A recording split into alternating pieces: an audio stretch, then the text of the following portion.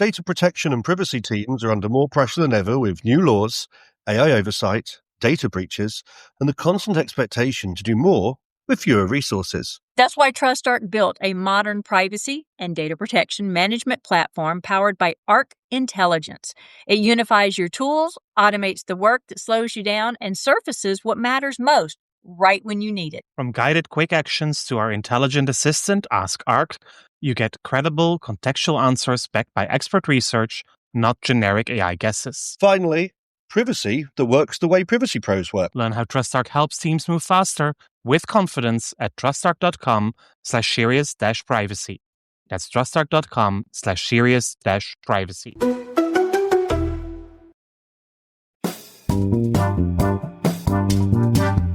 This is Serious Privacy by TrustArc. Here are your hosts, Paul Breitbart and Kay Royal. Africa is booming, not only economically, but also from a data protection perspective. In recent years, we have seen a large number of countries adapt data protection legislation, and several African data protection authorities play a leading role in the international data protection community. Our guest today has been a key figure in African data protection for a long time already. Teki Akuetteh was the first executive director of the Ghana DPA, and having successfully set up the institution, currently serves as the chair of the Africa Digital Rights Hub. She is also a senior partner at Messiah Akuetteh & Company, advising companies on digital rights in Africa, and we are very much looking forward to an interesting conversation. My name is Paul Breitbart. And I'm Kay Royal, and welcome to Serious Privacy. So, okay, y'all already know what's coming. I love it. I love the fact that we have Teki here on our show. We have had a huge gaping hole in the coverage that we've done on Serious Privacy, not from lack of trying, just from lack of being able to line up with someone. So being able to have Teki here is fabulous. Thank you so much for joining us. Thank you for having me, Kate. All right. So are you ready for the unexpected question? I am. All right. Let me find an unexpected question. Ooh, no, I can't go that one. That takes a lot of thinking. What is the first sentence of your autobiography? Now that's scary. Yeah, see, that's why I'm not going there. Okay, this one's a little easier. What's the last meal that someone cooked for you? Yeah. Last meal someone cooked for me. Huh, that's hard. I cook myself. That's so hard. I'm trying. That's terrible. I think I need to ask my friends. Okay, maybe that was last Sunday. My auntie, because I went for a party and she had cooked. So I think I had spring rolls from there. So nice. Yeah. That's a good last meal. Nice. No, that sounds bad. Last meal. That was a great meal. It wasn't meal. a meal. It was like a snack because no. I think that's wrong. On Monday, and if my friends listen to this, I think he's going to hold me accountable. He had a house up the hill, so he invited a bunch of us, and he made this, we call it a bomb. It's like a spinach. Ooh. A spinach meal. You make it with palm oil and salted fish. Ooh. With some unripe plantain, cocoyams, and it's called a nice. And there was also fried and guinea fowl. That was fabulous. Yeah. Nice. Yeah, that was a meal. That was a meal, and a very traditional African. Yeah, and it's actually one of my favorites. So we normally try to run up there whenever it's a holiday, you know. Nice. Nice. Very nice. Well, and of course, Paul, we had to go food because that's our second show is, food. Not that we've ever done it, but what was the last meal someone else cooked for you? Not that you cooked. I think that would have been gnocchi. The Italian potato-based pasta. Yeah. I think that's the one, and also with some smoked salmon. Love it. Can't have it anymore, but love it. Yeah, it was very nice. Okay. I don't know whether there's a Polish version of it, because I was in Poland and I had something similar. You probably had pierogi. which is sort of filled packages out of Poland. Okay. That's interesting. Could be the one. Okay. So, Kay, how about you? What did somebody cook for you? Well, see, I'm spoiled. My husband makes breakfast for me every day. Oh. Breakfast in bed every day, ever since we've been married. So the definition of cooking a meal for me might be a little bit over exaggerated here. But this morning I had oatmeal.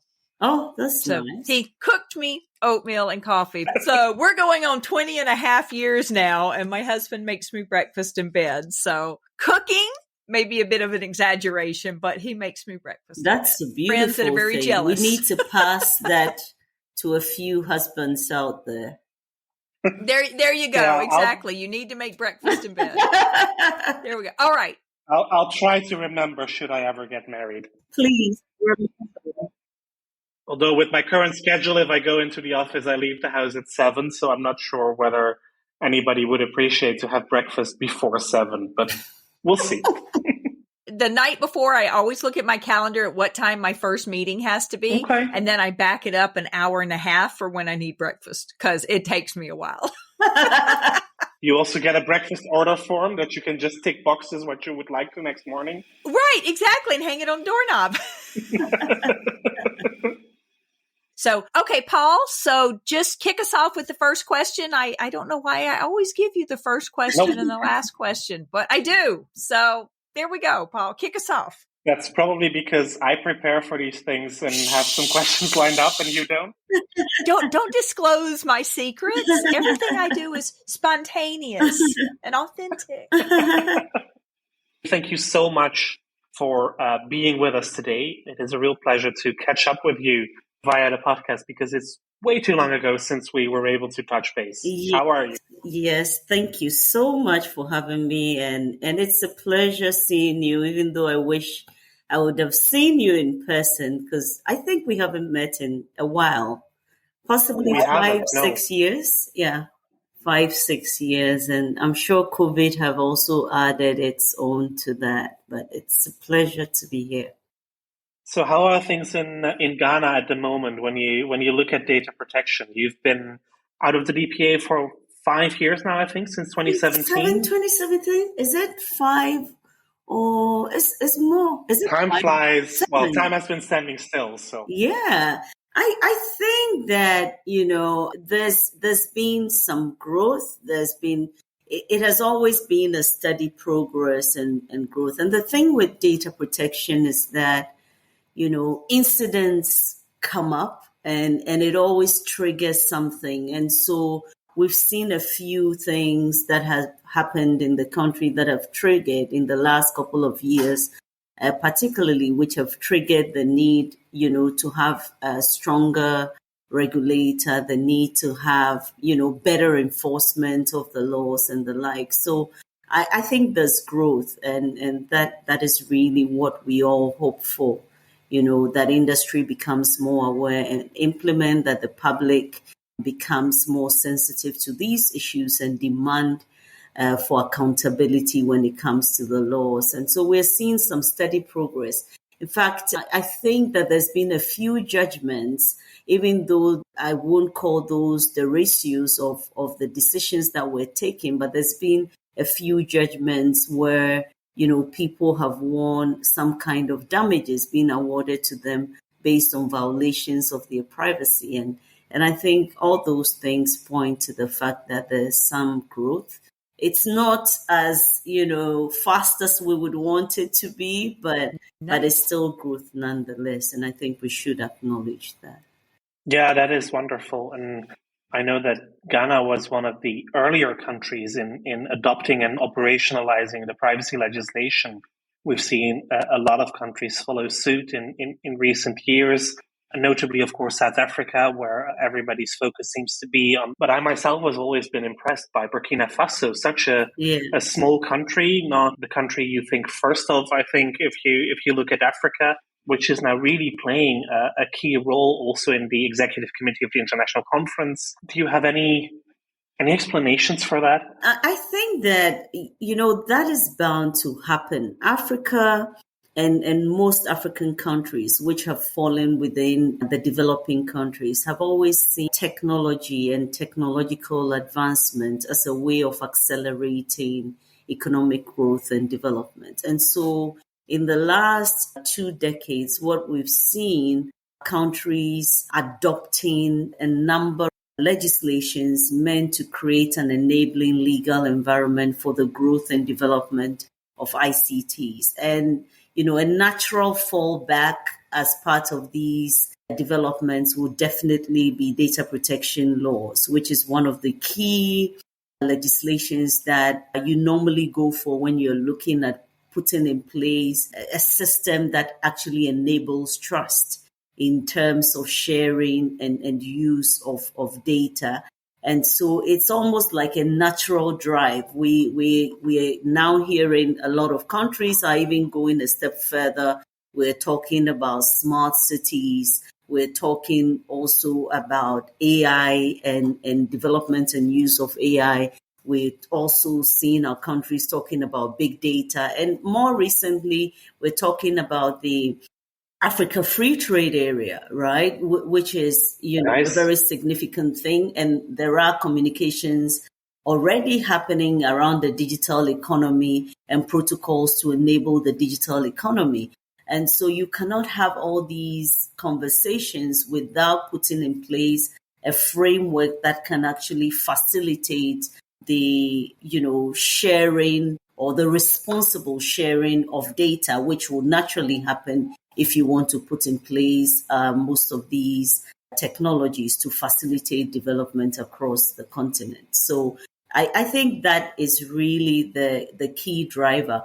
Of course, we're also seeing the interest of communities like the EU, which has played significant leadership role and also interacts and does a lot of work with Africa. And so, of course, with having laws like the GDPR in place, you want to make sure that your trading partners, that you're working with, even in the digital space, are also committing the same level of resources and also understand, the implication and the interest in protecting its citizenry around these issues. So, of course, there have been a number of influences, but that have also come from, the likes of the EU and other donor partners also in African countries.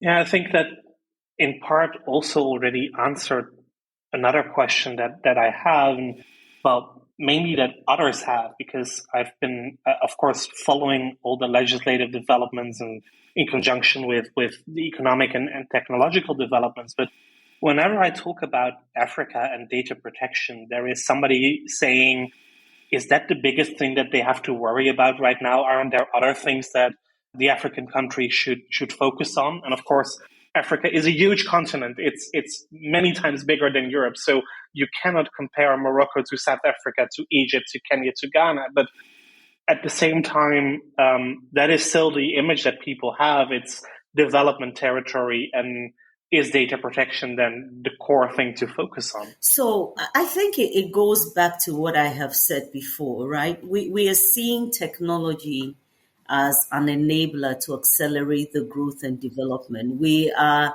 targeting technology to eliminate poverty.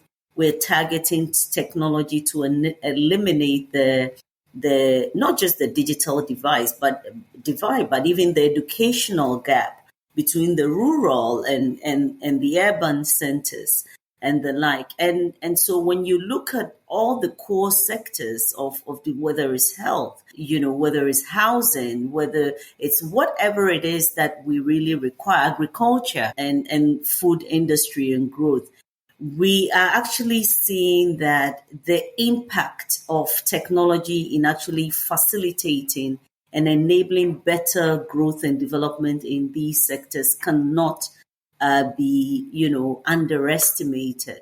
And so that is really the driver. I will give you an example. And also when it comes to technology in Africa, we should realize that the mobile sector really revolutionized, how we had a community where, fixed telephony was very limited. and almost inaccessible. And so we were at the time talking about issues like universal service and the like. And then with the opening up of mobile telephony, it actually expanded and increased access significantly in ways that people would not have been able to have. So when you are even looking at technological use, and I stress on use in Africa, I think that it's even sometimes far outweighs what you would find in Europe and other developed countries, precisely because of how the technology developed. And that is why you would find, things like the mobile money industry, the biggest mobile money industry that you're going to find across the world is in Africa. Why? Because these technologies and tools provide a platform that actually enables us have access to things that we want. Hitherto, banking was the reserve of the rich, right? But with mobile money, banking is now possible with almost anybody. And we are even exploring and innovating further to look at how that can increase, credit accessibility. The mobile money industry has actually opened markets. So I'm sitting in Accra. I actually buy yam from up in the northern region, and I don't need to go there. The seller just sells the products directly to me from her market, from her farm, puts it, packs it, puts it in the transport. I send the money to her almost immediately using mobile money payment. Guess what? She's cut off the middleman. She's probably earning more because of that. Hitherto, the traditional approach would be for the large-scale buyers to go into the farms, buy from her, probably negotiate at a very little amount. Maybe they may even buy on credit. And then, they transport it, give her money back to her maybe weeks later, and she doesn't have. So it's really opened up. And so she gets a better price, you get a better price, and you get better produce faster. Exactly. So what is it really doing? It is really serving. The technology is serving the community. However, these same technologies are opening themselves up for, there's data that is being moved around. She's, her financial data and information is now linked to her SIM card. Whose responsibility should it be to protect it? Do we need stronger laws to make sure that everybody that is in this transactional chain is equally and adequately protected? And so you really cannot do without it. When you see the nature of engagements that are happening in the technology space, in innovation, and how we're utilizing technologies, these things equally impact people. I remember when we were at the Data Protection Commission, one of the first exercises that we decided to undertake was a baseline study, of what data protection really exists. And this was done as a way of actually being able to measure whether the commission was making progress over time. So you are able to measure pre-awareness and then able to measure, after you started putting in place protocols to see whether you've increased awareness. And so we jumped on the back of a national survey that was being organized by the Ghana Statistical Service at the time. And I remember I was invited to go into the field then. What we had done was that nobody really knew about data protection. So the questions were like very basic questions, right? Assuming you have your mobile phone PIN, which you use in accessing your money, who would you give it to? If you're going to a hospital, who do you want to share your information with? And remember, these were done in English, but it was translated to the local language. And I happened to be in a field with people who you would not call educated, who do not read English, but these were interpreted to them in the local dialect. And I was very surprised to see the amount of people that really still recognize the notion of privacy, to the extent that they felt that if there are no laws in place, government should put in laws to protect them, because there's a higher risk to them now. And I think that goes to the very foundational issue of the fact that privacy is a conserve of any human being. We really need that, fascinating, to operate, to live, and to live our lives fully as human beings. So it's not a notion of some rich person or some developed country deserves privacy better than my poor grandmother in a village somewhere. And I think that is how we should be looking at that when we're talking about it. Of course, implementation across countries, I think, will be different, right? So I am always being told, we see a lot of African countries adopting GDPR-like legislations. I'm in favor of GDPR-like legislation, but a legislation like GDPR, you should really, factor in what your ecosystem really looks like. And that is why, for me, I have stopped advocating for uniformity of laws to, similarities, so that we can, if we all have similar principles, it may be implemented differently. But as long as it's being implemented effectively within the tenets of their ecosystem, that works.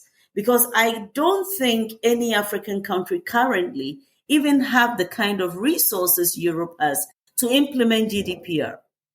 and even Europe is not ready to implement GDPR. I mean, there are so many organizations that have not done it. So even the expertise that is required is not there. So I think the bottom line should be more about how do we adapt, to suit our very unique ecosystem. And you rightly said it.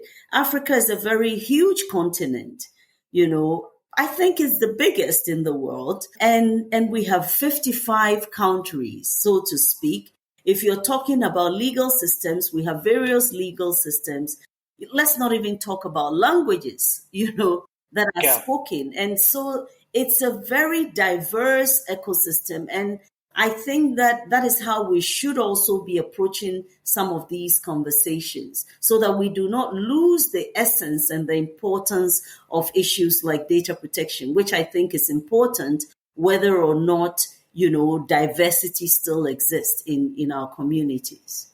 When you talk about alignment of legislation, so not so much the uniformity, but everyone within their own national legal tradition and ecosystem, is there a role that is currently being played by an organization like the African Union, like the European Union has done for GDPR?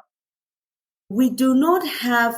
The African Union is definitely playing a key role, but what we've seen so far with the Malabo Convention is that it has not, it's not gotten the ratifications that it needs. I think more than, how many years has it been now? I probably have forgotten, but it's been quite a while now since it was passed, and it's still not gotten, the ratifications that it needs to become effective.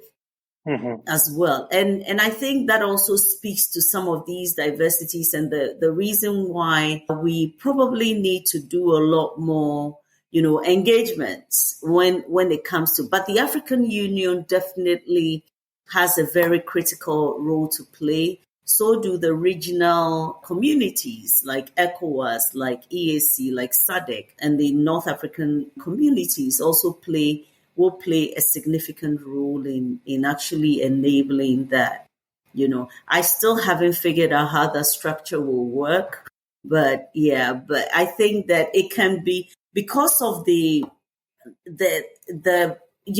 Africa is very diverse. And yes, sometimes you can say that. I've said that so often. I've only seen a tiny bit of it, a tiny bit of Kenya. It's very diverse. A tiny bit of East Africa and Morocco, and that's it. And that's already so diverse. It's diverse in every way. It's diverse in food, in ecosystems, in climate, in everything. And in the same way, it's diverse in terms of even its culture and history. All right. And that really affects everything from how laws are developed to how things are adopted and implemented and all of that. But I think that we will get there. I don't think Europe got to where it is overnight. Oh, no, certainly not. Even though it has taken us a lot longer to get there. And I think that the other side of it is that there are also other dynamics, right, beyond Africa, where I think that we continue to still have the scramble for Africa going on in another way. So usually there are influences, international influences and pulls that sometimes also affect, the ability to come together quickly to achieve these things. But it's work in progress, and the AU certainly in the last couple of years have been doing a lot in terms of taking that leadership to push for some of these things to happen. I see also a lot of capacity building efforts out of the Council of Europe. Of course, also advocating countries joining Convention 108 and 108 plus, making sure that that becomes the de facto global treaty on privacy and data protection. Do you see the same, that there is a lot of attention from the Council of Europe for the various African countries? Yes, I have seen a number of African countries adopting or signing up to the Convention 108 and then 108 plus. Personally, I don't think it really deviates much. What I've been, really asking myself, and it's a question I've always asked, okay, so what does this come with, right? Yes, okay, we're building capacity, you have these structures, but how does it all come up? The bottom line for me when it comes to data protection is not so much about having the best laws. And I think Africa is noted for that. Most of our countries that have data protection laws have good ones, but we are not really implemented, right? So what does signing up to Convention 108 mean if at the end of the day I will have it in my books and I'm not going to be implementing it? That's true. Yeah. What is the Council of Europe? What does that mean? So we need to really ask ourselves, because for organization like ours, which is the Africa Digital Rights Hub, the ultimate is in making sure that we create an environment that is safe, an environment that is trustworthy, an environment where these laws that are being advocated for are implemented for the protection of the citizens. So it's not just about the law and the beauty of the law or the similarity of the law to anything, but what are we really doing to make the law, bring it alive and let it impact the lives of people the way it was envisioned? How are we curing the mischief that the law was developed to cure in the first place? So you are currently also the chairwoman, the president of the African Digital Rights Hub. Can you tell us a bit more about what you do, what your focus is, and how you work? So we are a not-for-profit, and I'm not the chair. We have our chair, that is Justice Dateba. I am the founder and the executive director, albeit, so we have a board and then an advisory body. We were predominantly set up to really facilitate digital rights issues across Africa. Of course, digital rights issues were broad, but at the time we were being set up, one of the drivers of setting up ADRH was the gap between research, informed research, and policymaking around digital rights issues. And we thought that the areas which have now become our thematic areas that we focus on were not receiving enough attention. And so our objective was to, through awareness creation and capacity building, bring some of these things to light through research and publications, share some of the issues. And currently we look at data protection and privacy issues. We look at cybersecurity related issues, child online protection, intellectual property, but as relates to technological innovation across Africa. And then also we recently just added on data governance issues, which we think Nice. is picking up. It's very broad. We've generally worked through research. So in the past, we noticed that for instance, the digital ID space was growing and developing rapidly, and nobody was talking about data protection when it came to that. So we started our first conference, the Data Protection Africa Summit that we had actually in Mauritius. We zeroed in as part of our closed door roundtable with regulators, with implementers, and industry players. We zeroed in on, how do we address digital ID issues and data protection across Africa? And what that meeting said to us was, for instance, that, look, we need more guidance. And so ADRH then took that up, came back home and developed a code of practice for digital IDs and data protection in Africa, which is a resource that anybody can, have access to read. And it is going to give them a step-by-step guide on how to look at the digital ID ecosystem, how to put in place frameworks, what they should even be looking at when they are thinking about digital IDs and the like. So we do things like that. We raise awareness, we build capacity, and then sometimes we just recently came from Sierra Leone, where they were developing their data protection laws. And I had the opportunity to share my own experience with them, developing the Ghanaian laws, things that I think were loopholes, things that worked for us, things that didn't work, things that I thought we put in the law that shouldn't have been there in the first place. And, kind of like share some of those experiences also with them to help them navigate, their own terrain. And the good thing is that a lot of the African countries are also very similar. So in some of our engagements, we bring the regulators equally together to share their experiences, with others. We try to bring industry and regulators together to have a common ground and understanding around certain things.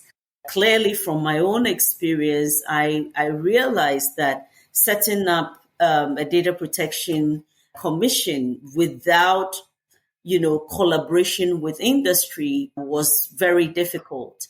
And bringing them on board really helped us shape our vision at the time and also help move some of our messages forward. So those are the kind of things that we do, at least on the data protection and privacy front.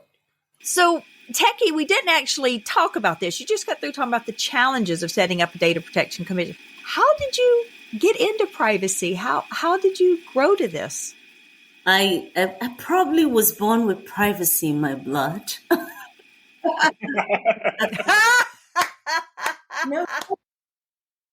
That I love. That I'm quoting. Born with privacy in my blood. The genesis of it started probably back in the early 2000s, late 90s, early 2000s. Okay. So I had a bunch of friends that were computer engineers, software developers that had gone to the MITs and a number of the Ivy League schools back then. And they had just come back into Ghana. Most of them were working. And that was just around the time of the .com boom and the excitement around the. Oh, I know. I was in 01. So I was working at a startup company working on semiconductors. These bunch of friends around me. And somehow we had like a couple of gap years as a result of university strike. So after my A-level, as a gap year thing, my father didn't want me to sit around at home. I still don't know the relevance of what I went to learn, but I was pushed into a computer school. I don't know what, so we had to learn the language, DOS systems and all those crazy things, how computer functions. And And so growing up throughout Ugh. secondary school, I always had a computer at home, which has always been fascinating for me, but we were only using it for games. I think the wheel of chance was my favorite. So, you get pushed, go and, use the computer, but you're going to use it in playing games. So I've always been fascinated with technology. And of course, I was very bad with math. So engineering was also, Here. was also not an area that I could go into. And so my natural positioning has always been economics and law. And then I went into law. And I made friends with people who were into technology. And, somehow in all these, and I'm very argumentative, I'm sure my friends will say that. So somehow in all these conversations, they were always coming at it from the approach of, you know what, technology is going to revolutionize the world and everything is coming to an end and we're going to change how people do things. And I didn't like that. I was a student of law that believed in the rule of law and, everything must be orderly. And, if you come in, if you're telling me that these systems are going to take over the world, that you're going to respect I always saw that, as chaos. And so I was always coming in on these arguments as, no, that's not possible. That's not what the law says. And then they go like, no, the law will change that. So that was really, we're going to change it. What can the law do? The computers will do it anyway. What can the laws do about it? And so that always, triggered my need to really understand, what this ecosystem is going to mean. And then, of course, I started reading around issues at the time. I've forgotten this particular, I think it's Russell, that was the name. At the time I was reading this, they had this blog. I think they still do. So you were reading around things like, people registering the domains. You remember the domain wars where people sold off their domains and buying off people's trademarks. And it always used to bother me that this is not right. It's not like you need it, but then on another side, you're thinking about all these things. So that was really my plunge into it. And so when I finished law school, there was a big problem. Okay, now you're going to be called to the bar. The next step is that you're going to work. I'm like, no. My idea of schooling was that I was going to, go out in the world and research. And I've been stuck in Ghana all this time. Of course, you travel on vacations and things like that, but that's not really what I wanted. I didn't want to take any responsibility whatsoever. So at the last minute, when it started dawning on me, if you don't think about something now, because all my friends had decided they were going to do their masters. I didn't think it was important, but suddenly I was like, okay, if there's a master's program in, technology law, I'd love to do it. So I started looking out for it. I applied a bit late. Luckily for me, I got into the University of Strathclyde at the time, and they were one of the, I think, 2 universities in the UK, Queen Mary and then Strathclyde, that were doing IT and telecom law. And that's it. And in there was a program that they called Information Security, which was taught by Professor Ian Lloyd. And that became my favorite subject, actually. I think one of the highest marks I scored throughout was as a concept around privacy or something like that. Of course, as part of that project, you're given this huge, at the time, UK Data Protection Act. You don't want to look at it. The FAT one, I think it's still FAT, but it was a very scary, huge document that you needed to read to try and understand and all of that. But that was really my, opening into that. Of course, after school, my plan had always been to come back and to see how these things were really impacting our societies, especially because at the time, Ghana was just getting into liberalization of the telecom sector. as well. And my program looked broadly at both telecom regulations, information security, intellectual property, and the like. So it was really good area to come back. And I actually did my thesis on a sector that affected Ghana, that was the telecom. So when I came back, we were just at the beginning of thinking around laws like cybersecurity, electronic transactions. And so I used to volunteer my time after court, to support some of these processes. And then one day somebody called me and said, oh, there's an opening in the World Bank project for an ICT legal expert. So bring us your CV. I did. Ooh. It took probably about a year or so before they got back to me.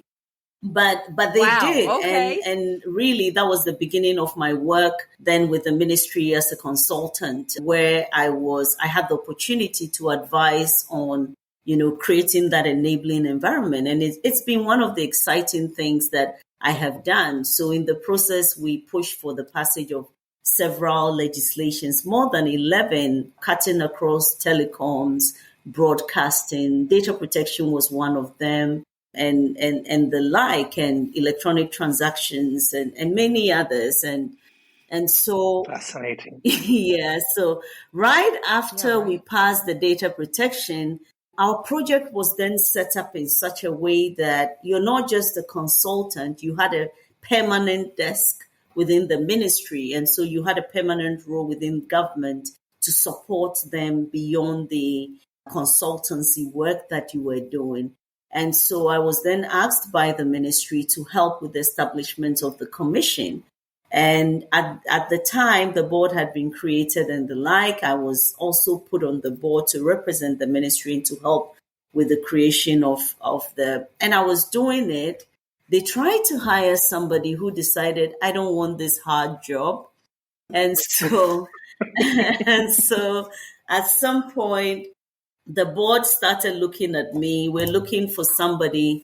Do you want to apply for the position? And Professor Dateba, who I admire so much, he's actually the chair of ADRH now. And the board at the time, a very formidable team that I really respected, they asked me to apply for the position. I couldn't turn them down. I knew it was like how would I call it? A suicidal thing, to do. And I probably share more another time. It almost became it almost killed me, but it was the best thing I had done at the time. So I took it up, and it was really a challenge, trying to bring this, piece of document that you have developed alive. And not just that challenge of making everybody see, understand, and believe in the document, because that was always a challenge. There were not a lot of experts around on those things. And even for me, I had generally approached privacy from the legal perspective. And yes, so my knowledge of implementation of a regulatory body, even though I had a fair understanding of how a regulatory body is supposed to act and compliance and things, was very limited. And so it was also a very good learning curve for me. And sometimes groping blindly in the dark. And about what time frame was that? This was, I believe, 20. I left in 2013, I believe. Yeah, 2013. So that's a long time to build. Yeah, and it took us, I gave myself 5 years. Just at the end of the 5 years was when because it was suicidal. It was the kind of job that I left, a very juicy job, to take, something that was not necessarily paying you at all, but you were, so I had to at some point take a beautiful bow out and say thank you very much for the opportunity. Save your sanity. Yeah, exactly. But it was a worthwhile. I met Paul. I met several of the other commissioners. The ICO was very, very instrumental in actually supporting us. And that was why one of the first things I actually had to do was look for, people who were doing similar things in Africa, Right. people who were doing things that we would love to do across the world, and then build that relationships with them to really learn from their mistakes and then to collaborate and coordinate with them. And I think that was very helpful as well. And we tried to also build healthier relationships with industry also, so that you could, because you can't do this. Look, I inherited nothing. Right. Someone who came to our first office, I inherited, maybe it was just the desk I was sitting on. We had boxes in the office. He came to the office once and said, "Are you sure you're ready to do this data protection? It will see the light of the day." I said, "Sir, it will." He said, "Are you serious?" Because where we were and the progress, and I think about 3 years later, he came to our office and he was all in awe, that from a little Good. office with boxes where you're sharing a desk and it was just you actually had an office that would sit about 30 people. And, so that was really like a good thing. Yeah. Wow. That is truly impressive. And if nothing else, it highlights your passion for the role, but it also highlights how important it is for connections. Yeah. I believe in connections. I think all my life, that's the most important thing that has served me well. I always talk to people about the fact that personally, I think that everybody that I meet has a reason, to be in my life at the time that I meet them. And so I don't burn bridges. Right.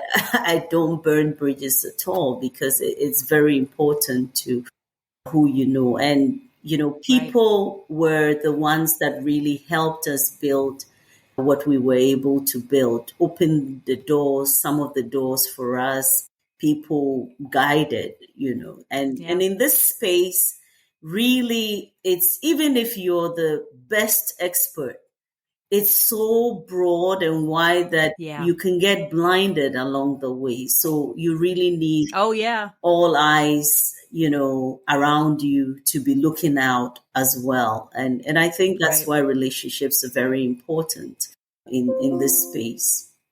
They are. I think we have time for one short final question, Kate. Okay. One short final question on this. So what is your biggest challenge? So I know you were talking about your challenges of setting up the program. So currently, what would you say your biggest challenge on your desk right now without violating any type of confidentiality? So what is your current biggest challenge? Growing Africa Digital Rights Hub. That's my biggest challenge. You work in the public sector is a different thing. We started out as a small NGO. We're seeing the impact of our work. We just came to the conclusion that we need to grow. We just finished the strategic planning exercise that we need to grow. And it's the scariest thing that I'm dealing with right now. I thought setting up data protection was hard. But I am realizing that setting up an NGO is even harder. And, you really need to have everything around you to make sure that it works. I think that's my biggest challenge right now. It looks... And that includes funding, I guess. Oh, yeah. Oh, funding is the biggest one. And then even, I think funding. Yeah, funding affects almost everything, So anybody with a bit of surplus money, if you want to do good in the world, then know to find Teki. Please. Oh, good. Yes. Okay, with that, Paul, bring us to a close. Yes, I think that's a great note to end this podcast on. Thank you, Teki, for being our guest and enlightening us about some of the things that are ongoing on the African continent. I know we've only scratched a little bit of the surface of everything that's going on, but it's a good start. Thank you to our listeners again for listening to this episode of Serious Privacy. If you like us, please do review us in your favorite podcast app or on your favorite podcast platform. Subscribe to the show so that you get new episodes automatically delivered to you. If you have any questions, reach out to us via LinkedIn, look for Serious Privacy, via email at info@seriousprivacy.eu or seriousprivacy@trustarc.com. You'll find Kay on Twitter as Heart of Privacy, myself as Europol B, and the podcast as @podcastprivacy. Until next week, goodbye. Bye, y'all. That was Serious Privacy.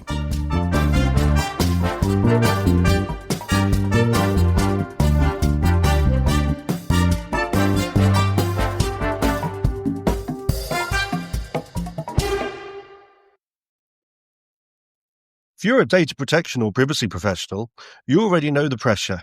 Non-stop regulatory change, AI oversight, internal demands, and the expectation to somehow stay ahead of it all. And the old patchwork of tools just isn't cutting it anymore. No. That's why TrustArc created a modern privacy management platform powered by Arc Intelligence. The TrustArc platform brings your workflows, evidence, research, tasks, and applications all together in one unified and intelligent workspace so you don't waste time digging, clicking, or context switching. With Ask Arc, your privacy assistant, you can ask plain language questions about laws, jurisdictions, or even your own program data and get credible, cited answers based on NIMBY research and more than 1,000 global laws. It's explainable, transparent, and purpose-built for data protection and privacy. So if you need to add a vendor, create a cookie banner, or start an assessment, quick actions take formally complex tasks, turn them into bite-sized guided workflows to save you time. It's a platform that thinks like you, works like you, and helps you move faster with confidence, whether you're a seasoned DPO or you're just getting started. See how modern privacy gets done. Explore Arc at trustarc.com/serious-privacy. That's trustarc.com/serious-privacy.